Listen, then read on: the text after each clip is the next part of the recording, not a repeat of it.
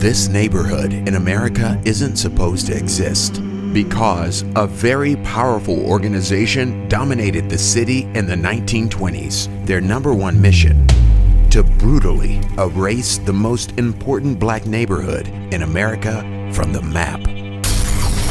They failed, but there was something else coming their way that was even more powerful. What actually killed this neighborhood wasn't the Klan. Something happened that nobody expected, and the man who was mayor while it disappeared, Denver's second black mayor, well, he did something that many locals are calling it taboo. He just bought a piece of it back for over $1 million. A nemesis and an untold story of a neighborhood in one of America's most beautiful cities. 5 Points neighborhood. 40 years ago, you wouldn't dare drive through here at night. And years before that, Billie Holiday played right here. Duke Ellington, Nat King Cole. This was the main jazz hub between Los Angeles and St. Louis. Let's go back so you understand the story more clearer. This is Denver City Hall. Very official, very civic.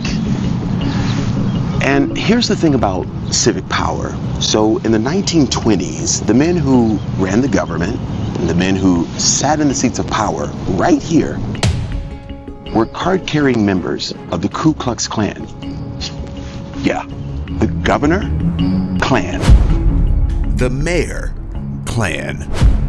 Senators. They didn't just march on the weekends. They ran the city. Zoning, policing, business permits, all of it. And there was one neighborhood in particular they wanted gone. Here's why this neighborhood was one of the most important black neighborhoods in America. My name is Jabari Thomas, Emmy-nominated filmmaker, and I love discovering hidden and strange gems just like this, but with a story behind them. Subscribe to my channel now so you can watch more later. 5 Points grew out of necessity. They call it 5 Points because of the strange, irregular intersection where 26th Avenue meets 27th Street, Washington and Welton. But because of the lines drawn by the men in that City Hall building, that convergence became a world of its own. 5 points of entry, and for a long time, 0 ways out. Railroad workers, domestic workers, families arriving from the South during the Great Migration. They're just looking for something better, landing somewhere that wasn't exactly welcoming. Here's what happened. When you can't shop downtown, you build your own stores. And when you can't bank downtown, the solution? Build your own bank. When your kids can't go to their schools, you just build better ones. 5 Points had its own newspapers, its own doctors, its own economy. It didn't just survive exclusion, it monetized it. They called it the Harlem of the West. That wasn't a metaphor. That was geography. But the Klans didn't just want to control the streets. They wanted to erase the culture that made those streets worth walking.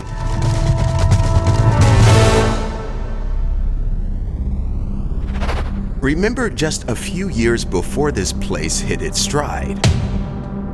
The Klan was running the city from the top down. They wanted to erase the culture that made those streets worth walking.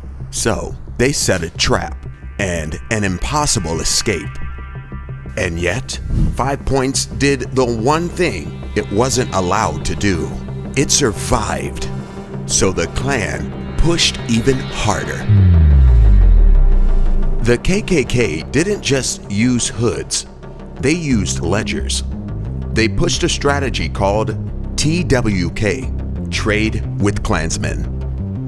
It was an economic blockade designed to starve out every black-owned business on Welton Street. They controlled the business permits. they held the liquor license.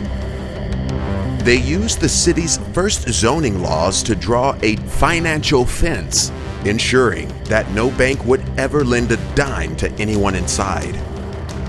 They basically tried to make 5 Points an island with no bridge to the rest of the city.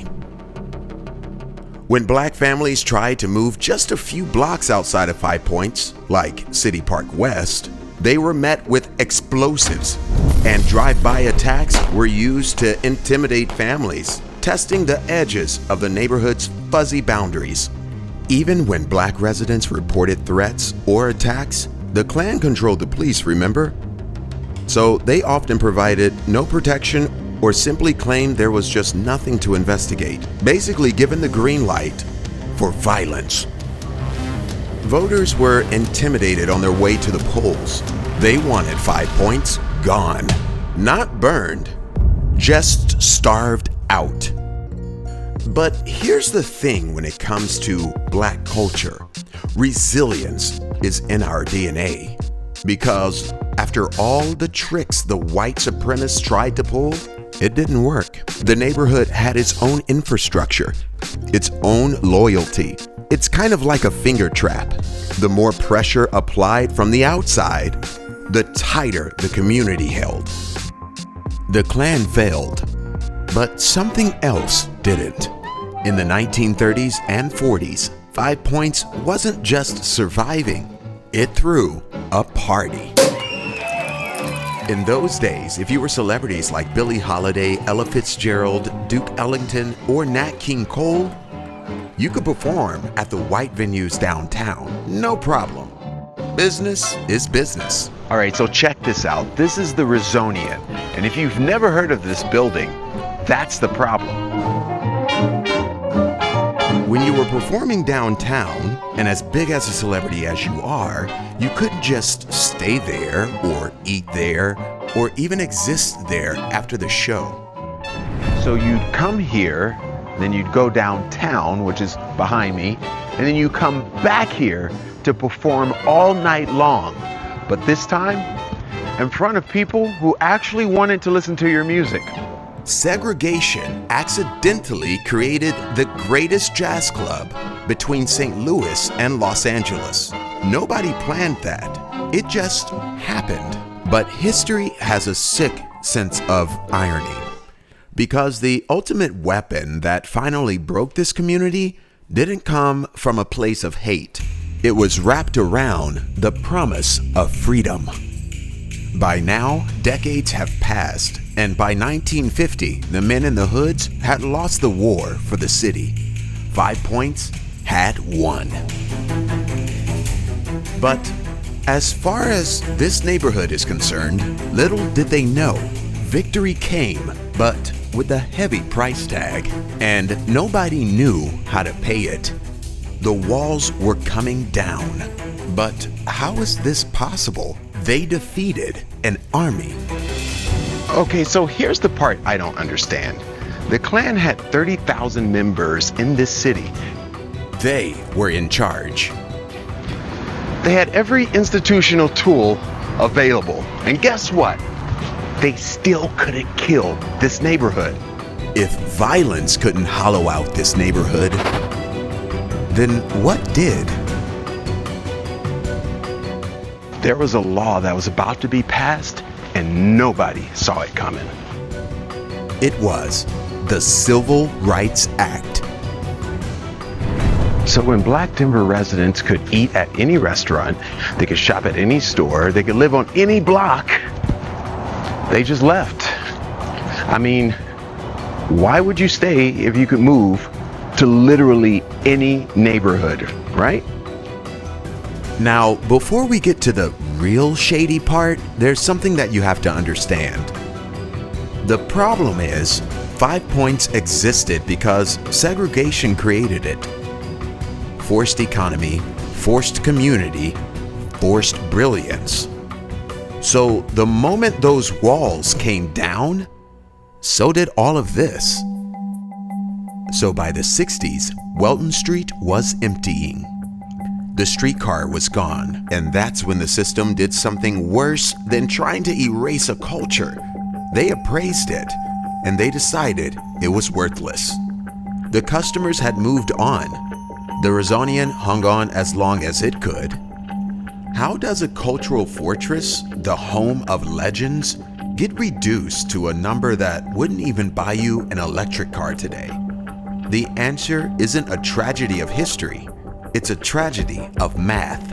In 1973, it sold for $70,000. The greatest jazz club between St. Louis and Los Angeles, the building where legends performed because they had nowhere else to go, the cultural anchor of an entire community, the 9 black entrepreneurs who built it during the Depression, who built something extraordinary out of nothing, watched it go away for less than a used car.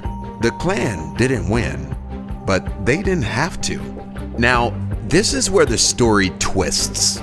5 Points survived the Klan, it survived urban renewal, it survived the exodus of the 60s and 70s. Then here comes the second wave. History has a strange way of folding back on itself. The same neighborhood that was born from forced exclusion is now being shaped by one man who rose to power because of the very freedom that helped empty it out in the first place. But his latest move has this neighborhood asking, is he bringing the culture back or just buying the remains? We not only celebrate Black lives, we celebrate all lives. The man who rose to power on the shoulders of the neighborhood survival was about to manage its final exit. By the 2010s, longtime residents were getting priced out faster than any period in the neighborhood's history. And overseeing it all, Denver's second black mayor. Michael Hancock was Denver's mayor from 2011 to 2023. 12 years during that run, more black residents were economically displaced from 5 Points than any comparable period since the 1960s.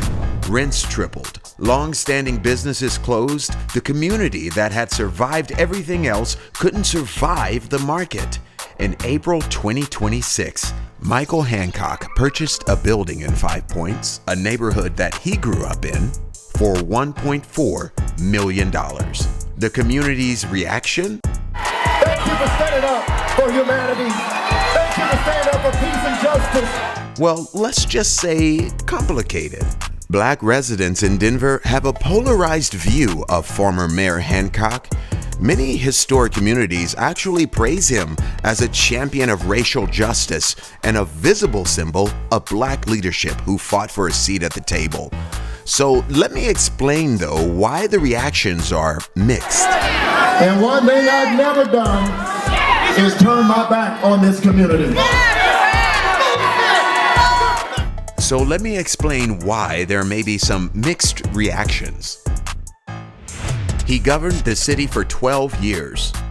While Hancock was running the city, more black residents were displaced from 5 Points than any point since the 60s. I'm not saying that he personally signed the eviction notices.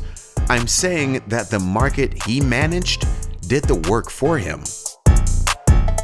Now, he's the landlord in the very neighborhood that could no longer afford the people who built it. Hancock says this historic building he bought is for a nonprofit co-working space to give black entrepreneurs a chance in the blocks.